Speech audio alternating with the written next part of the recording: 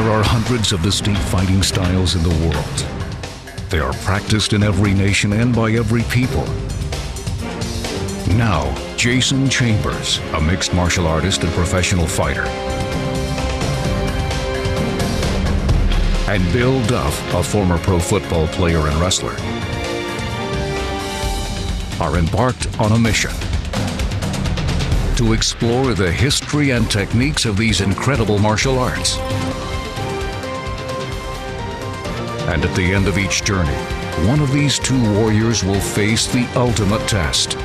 They'll try to survive a real fight with a true human weapon.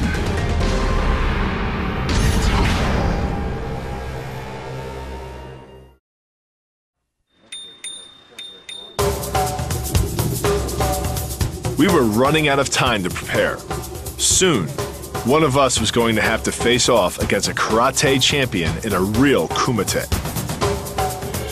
Now, we're headed back to Naha City to immerse ourselves in the sport's warrior origins. The man who will train us is a 9th degree Gojo-Ryu black belt, Higaonna Sensei. He would take us beyond the sport of karate and reveal its deadliest techniques.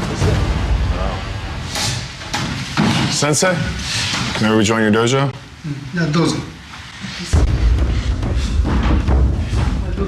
This was an incredible honor and our last chance to put everything we had learned together into our final fight plan.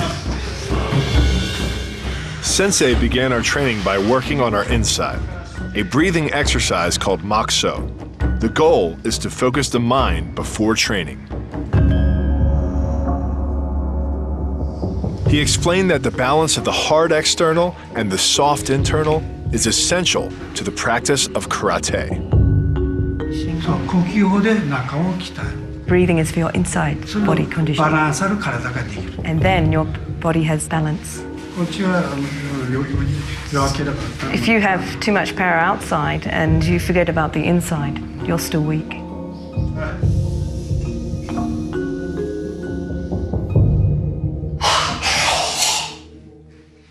But it wasn't just breathing exercises.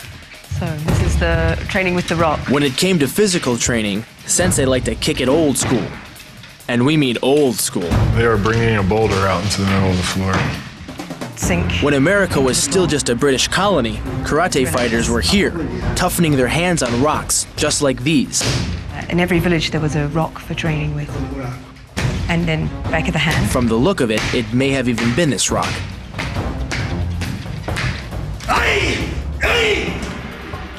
His hands are about as hard as the rocks. It's strong. Very impressive. So he says he practices every day. I can see that. You know, for a guy who's almost 70 years old to be that strong, that's absolutely incredible. The way he trains his hands, pounding stone, the way he trains in a no-frill gym.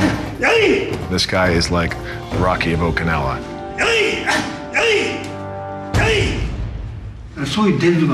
This is a tradition. We exercised our shoulders and back muscles with a 15-pound weighted lever designed to strengthen the critical muscles around our joints. Next, we tossed around stone weights to develop our grip and coordination. To strengthen their fingers, karatekas worked out with bamboo stalks. Our goal was to stab our hands all the way through a bundle of bamboo reeds.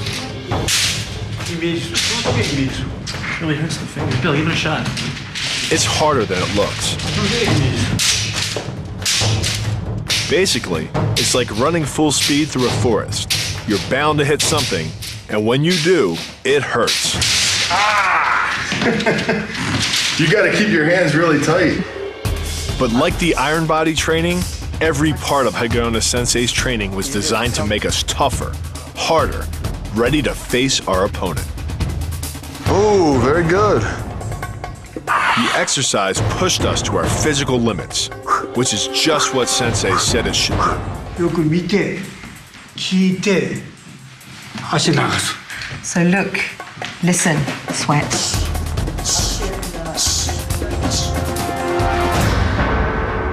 As we walked to a nearby temple, Sensei explained the history of this kind of training. In 1609, an army of Japanese samurai from the Satsuma clan invaded the Ryukyuan kingdom. Despite a few fierce battles against the karate-trained Okinawans, the samurai were victorious. After their victory, they made it illegal for Okinawans to own weapons. Then they went one step further and outlawed karate. So karate went underground, and students began to practice their martial arts in secret, at temples like these. And it was in a village near here that one of karate's legendary figures first made his stand. In a small village near Shuri, a samurai tried to abduct a young girl.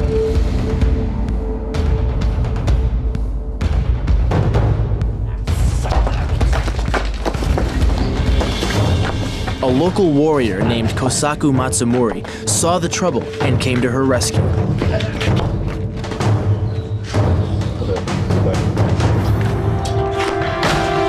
Unarmed, but using the techniques of karate, Matsumura stripped the samurai of his weapon, leaving him in disgrace.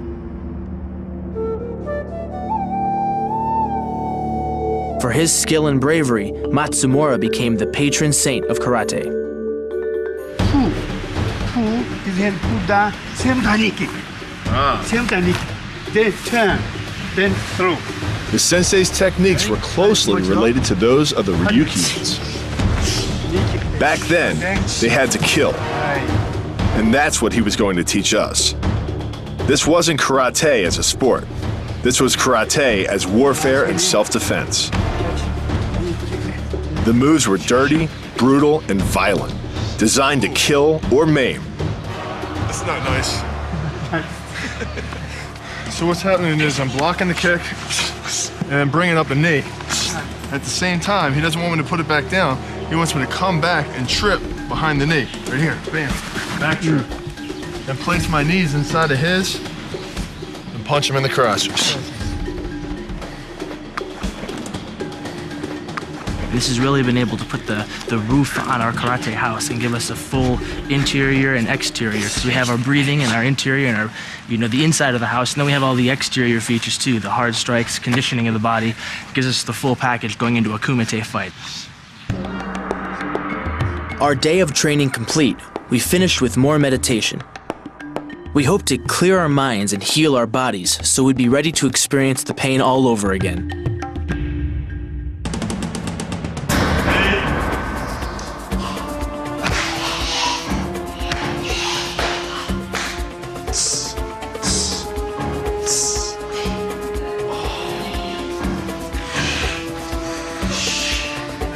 The master's conditioning was the toughest we'd ever experienced, but it was working.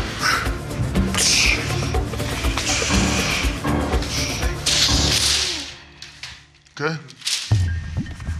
At the end of it, Sensei honored us by demonstrating one of karate's deadliest secrets. Inside a private temple, he showed us Kyushu, the ancient art of vital point striking. So from here, explanation about the vital points. They're a very important part of martial techniques, very dangerous. Developed from a sacred 380-year-old karate scroll called the Bobishi, Kyoshu was kept a secret for centuries and only taught to students a master deemed the most worthy.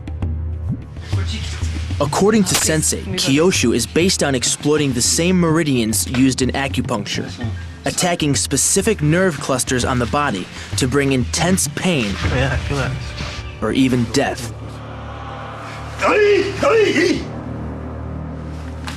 Sensei showed us how to stop a heart with a precisely aimed palm strike. When you hit, put power in your thumb. So training, you would never hit the heart because it's dangerous. It shocks the heart. Though Kyoshu is based on the Eastern idea of energy fields in the body, there's evidence that a single strike to the heart could be deadly. In 2005, an 18-year-old hockey player died after being struck in the chest with a puck, about the same force as one of the master's palm strikes. Same hand, same hand. Same hand. Yes, same hand. if you actually hit somebody with this move repeatedly, there's a really good chance they're never going to get up again. So taking it into a kumite isn't a great idea, but learning it, I feel kind of honored. We had come to the heart of karate, not as a sport, but as a true martial art. Sensei had revealed that karate was the ultimate expression of the warrior spirit of the Okinawan people. It was time for one of us to put that spirit to the final test. But before we left, Hageona Sensei honored us with some final words of wisdom. You yourself. To trust yourself. I can. I cannot. No. I can. I can. And forward, backward. 全て学ぶこと大事。 But if you win, if you lose, it's all part of your training. It's all learning experience. だから気をつけて頑張ってください。 Be careful and do your Good best. luck. Thank you, Sensei. It was solid advice.